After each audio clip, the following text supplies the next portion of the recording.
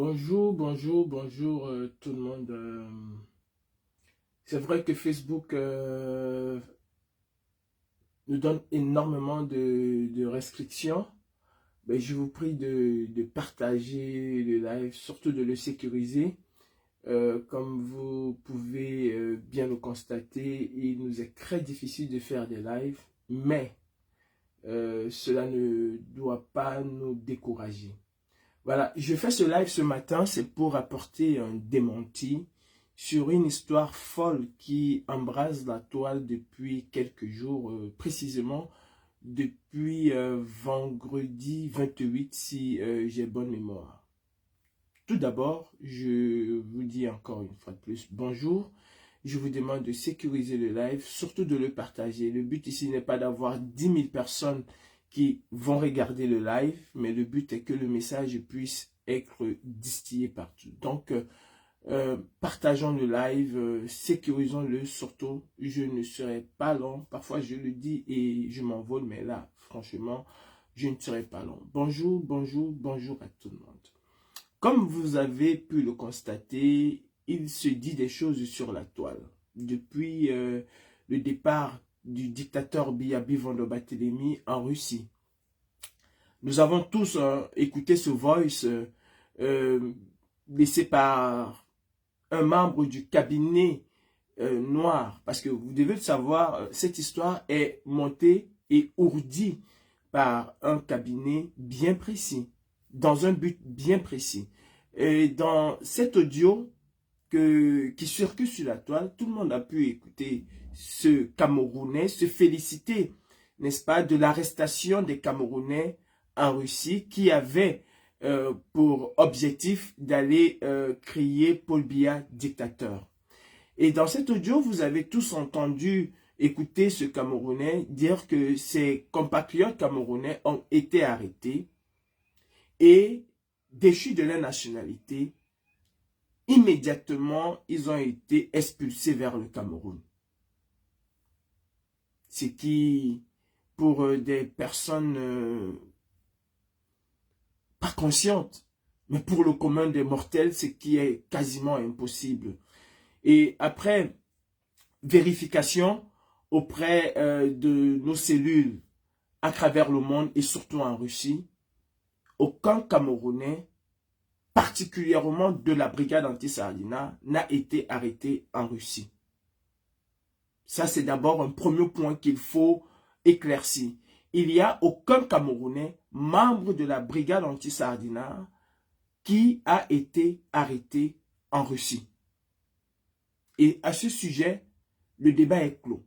Maintenant, nous allons relever les incohérences de cet audio qui a été repris par plusieurs lanceurs d'alerte et par plusieurs personnes. Même dans les pires dictatures au monde, on essaye de laisser la justice faire un semblant de travail. Même dans les pires dictatures au monde, on essaye de laisser la justice faire un semblant de choses. Vous allez d'abord voir que ce Camerounais dit que des Camerounais ont été arrêtés tout simplement parce qu'ils allaient scander Paul Biya dictateur. Et qu'ils ont été déchus dans les minutes qui suivaient de leur nationalité. Ce qui est quasiment impossible. Quasiment impossible. De pouvoir donner une déchéance de nationalité à quelqu'un tout simplement parce qu'il allait scander que son président, qui d'ailleurs ne lui reconnaît même pas cette double nationalité, parce que ce monsieur n'est plus camerounais, ou ces messieurs ne sont plus camerounais. Au départ, il s'agissait d'un Camerounais selon l'audio, et aujourd'hui, on nous parle de presque une dizaine de Camerounais. Non, c'est faux et archi faux. La déchéance de la nationalité dans quasiment tous les pays du monde obéit à un canevas bien précis. Il faut une atteinte grave à la sûreté de l'État pour pouvoir être dans ce registre-là. Le plus souvent, c'est dans des actes de terrorisme que la déchéance de nationalité survient. Pas dans des revendications classiques. Non, c'est dans des actes de terrorisme.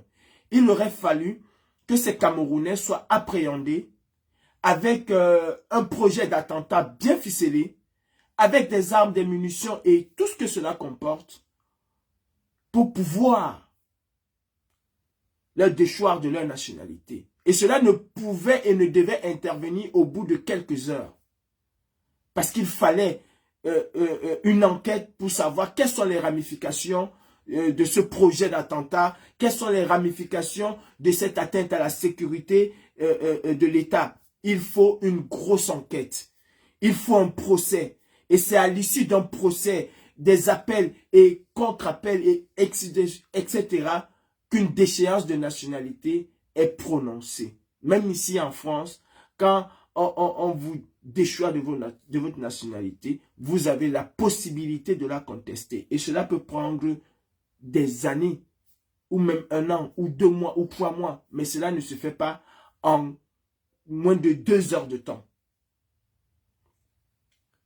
J'apporte ce démenti pour vous dire que nous sommes là en pleine préparation de la campagne électorale et nous sommes là en pleine préparation d'une grosse campagne de dénigrement que nous avons toujours alerté l'opinion camerounaise là-dessus.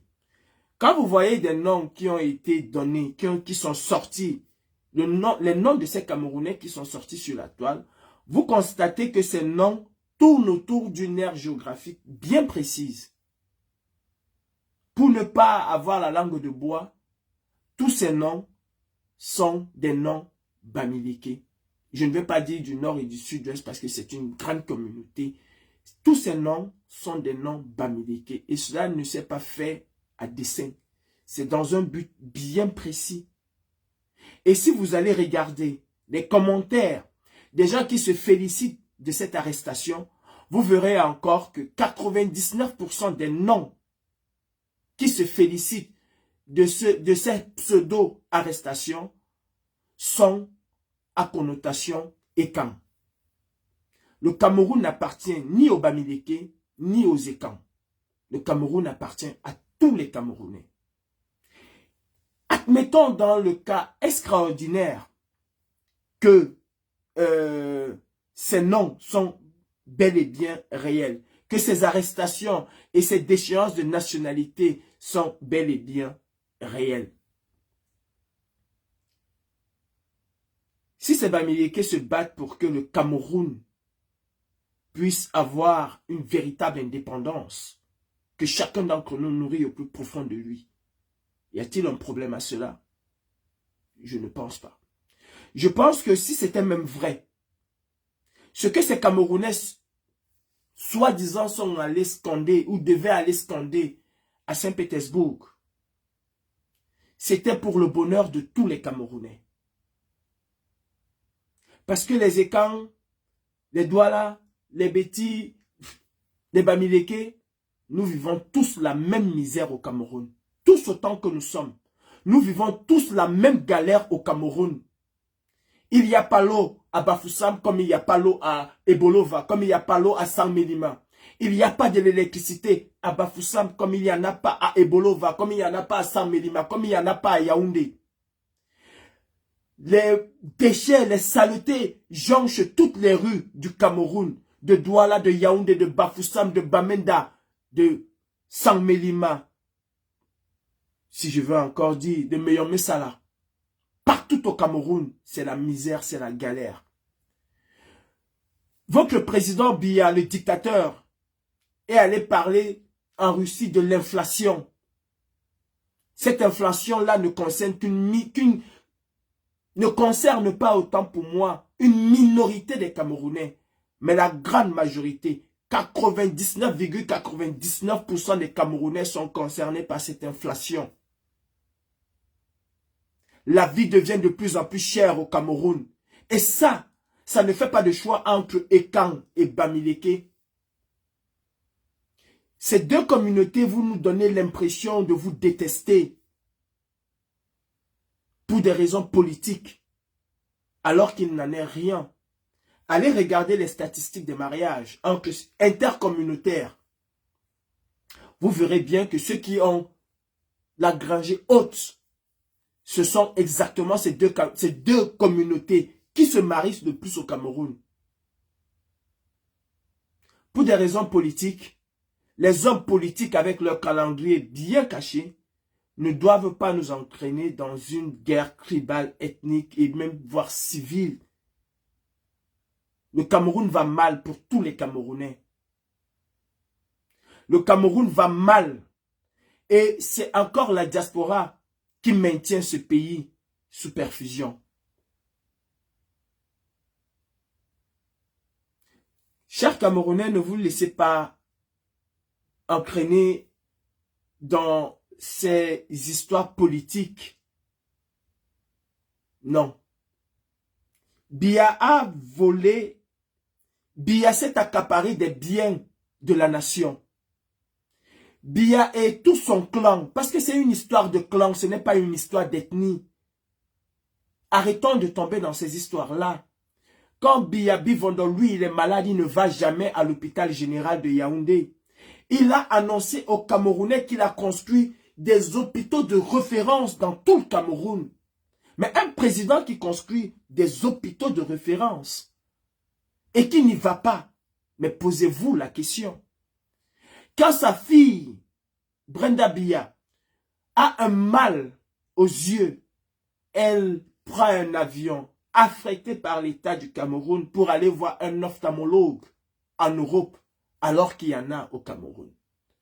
Pourquoi elle y va? Parce que la qualité des soins au Cameroun, où les qualités des soins sont médiocres, parce qu'ils sont même inexistants. Vous avez des directeurs généraux, des hôpitaux au Cameroun, qui pour un palu prennent un vol et vont se faire soigner en France, en Israël et partout dans le monde, mais sauf au Cameroun.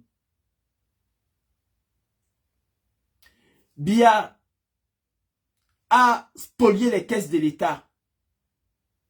Il faut le dire. Mais il est toujours mendiant et il va toujours mendier ailleurs. Et nous sommes là en train de nous battre entre nous. La brigade anti-Sardina se bat pour le peuple camerounais. La brigade anti-Sardina se bat pour que chaque Camerounais puisse vivre dignement. Pour que chaque Camerounais, du nord au sud, de l'est à l'ouest, puisse voir ses droits être respectés.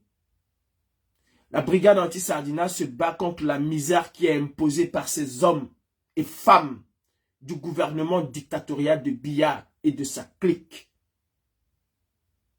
La brigade anti-Sardina ne se bat pas contre une ethnie. Nous sommes 300 ethnies au Cameroun et c'est une fierté. Et nous ne pouvons nous lever les uns contre les autres pour faire plaisir aux politiciens. Je le dis et je le redis encore, après vérification, aucun membre de la brigade anti-Sardina n'a été arrêté en Russie.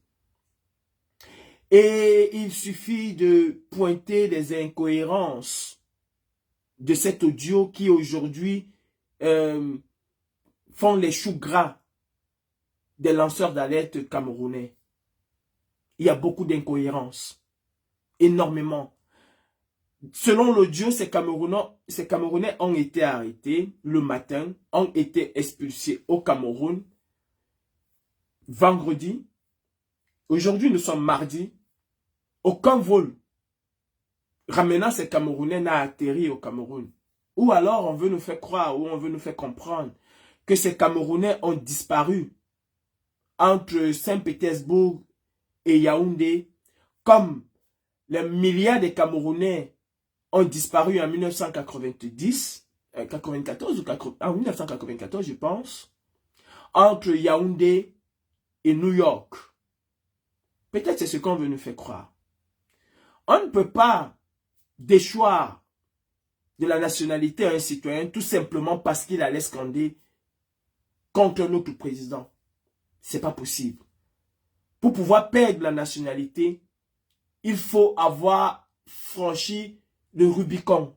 Et ce Rubicon-là, le plus souvent et généralement, c'est dans des actes de terrorisme ou des atteintes graves à la sécurité de l'État. Mais pas dans des histoires de droit commun. C'est quasiment impossible que parce qu'un Camerounais qui vit en France ou qui vit en Russie a volé dans une boutique, qu'on l'a payé instantanément, parce que ça, selon le Dieu, cela s'est fait de manière instantanée. Qu'instantanément, ce Camerounais-là soit déchu de sa nationalité. Même dans le cas du meurtre, où des gens sont en train de bagarrer, ou même des meurtres avec préméditation, quelqu'un sort de chez lui, Camerounais, Français, va assassiner un Français, on l'arrête et on commence par le... Non, c'est pas possible, ça se fait pas. Ça ne se fait pas. C'est pas dans ces cas-là. Aucun législateur n'a prévu ce cas-là. Aucun. Donc, c'est un gros fake. Et je disais tout à l'heure pour finir, que toutes les personnes qui ont été arrêtées sont des noms à caractère, sont des Bamileke. Quand vous entendez Kamga, Tchenche, Tonfak, Monkam, Tchapchet, Gwembo, Assonfak, Dokmo, et vous avez quelques anglophones qu'on a mis, comme Achi, comme Ekwe ou Aku. Vous comprenez très bien que nous sommes là en pleine campagne de dénigrement. Et c'est savamment préparé. Savamment préparé. Et je pense que nous allons éviter de tomber dans ce piège. Nous sommes en pleine campagne de dénigrement. Et cela ne fait que commencer. Le but ici est de montrer les Bamileke comme étant des personnes qui ne veulent pas le bonheur du Cameroun. Le but ici est de montrer que les Bamileke sont ceux qui veulent voir le Cameroun regresser, alors que chaque Camerounais est conscient que le Cameroun, sous Biya, a régressé de plusieurs kilomètres. En 1982, quand Biya prenait les rênes du pouvoir au Cameroun, le Cameroun était un pays émergent. Le Cameroun était au-dessus de la Chine. Le Cameroun était au-dessus du Brésil. Le Cameroun était au-dessus de l'Inde. Pour ne citer que les ténors du BRICS aujourd'hui. Le Cameroun était un pays émergent et le Cameroun était la locomotive de l'Afrique. Il faut le dire. Le Cameroun avait son autosuffisance alimentaire. Le Cameroun en 1982 était un pays presque industriel. Le Cameroun n'avait rien à envier à la Corée du Nord. Aujourd'hui, le Cameroun est la risée de tous les pays. J'espère que vous avez écouté cette vidéo qui circule sur les réseaux sociaux d'une Burkinabé, ou Burkinabé, je ne sais pas comment on dit, d'un citoyen, d'une citoyenne du Burkina Faso, qui disait au Cameroun de s'occuper de leurs propres problèmes. Et dans cette vidéo, elle a dit quelque chose qui m'a tellement plu, parce qu'elle a dit qu'elle ne peut pas insulter Paul Biya. Qu'elle ne peut pas insulter Paul Biya parce qu'il ne s'est jamais mêlé des problèmes des autres présidents, des problèmes d'autres Africains, qu'il a toujours été respectueux. Mais sauf qu'à la fin, elle me l'a lavé correctement. Elle a dit que le Cameroun est le seul pays au monde où les jeunes diplômés sont au chômage et les vieux dinosaures grabataires qui n'arrivent même plus à dire un mot sont encore au pouvoir. Elle vous a demandé de vous occuper de votre dinosaure, de votre roi à vie qui est Biyabi Vondo-Barthélemy. Elle vous a demandé si vous avez une conscience. Pendant que les autres pays, les autres jeunes Africains se battent pour libérer l'Afrique. Le Cameroun, lui, se bat pour maintenir son royaume dictatorial qui ne lui apporte quasiment rien du tout. Mes chers frères, ne nous laissons pas emporter par une certaine catégorie de personnes qui, eux, vivent des prébendes de ce régime. La misère frappe à nos portes chaque jour. Nos familles aujourd'hui sont incapables de se soigner. Nos familles aujourd'hui sont incapables de s'éclairer. Nos familles aujourd'hui sont incapables de se mouvoir d'une ville à une autre parce que nos routes sont devenues des mouroirs Parce que sur nos routes, on meurt plus que dans un pays en guerre comme l'Ukraine. Parce qu'au Cameroun, des milliers de Camerounais meurent chaque jour de négligence de la part de l'État. À ceux qui nourrissent le vœu de voir la brigade anti-Sardinard se disloquer, se détruire, tomber en disgrâce. Le combat que nous menons est un combat noble. Et la brigade anti-Sardinard, aujourd'hui, c'est un esprit, c'est un état d'esprit. Ce ne sont pas des personnes. Vous pouvez rapatrier, vous pouvez arrêter, vous pouvez déchoir de la nationalité ou des titres de séjour ou de tout ce que vous voulez. Mais c'est un mouvement qui ira jusqu'au bout et jusqu'à la chute de cette dictature. Nous sommes vent debout pour un Cameroun libre, pour un Cameroun où tous les Camerounais vivront dans l'harmonie, dans la paix, dans la sécurité. Et surtout, pour un Cameroun où tous les Camerounais auront une meilleure vie. Voilà le but de la brigade anti-Sardinard. Un pays de justice, un pays de droit, un pays doté d'infrastructures à la hauteur du continent. Vous savez, beaucoup de gens vont nous dire que oui, vous vous battez pour ces Camerounais-là, mais regardez, ils vont boire tous les jours, ils sont dans les salles de jeu, ils sont livrés à la débauche. C'est tout à fait normal. Ça, c'est l'œuvre des dictateurs. Pour voir ce qui se passe au Cameroun, j'invite tous les Camerounais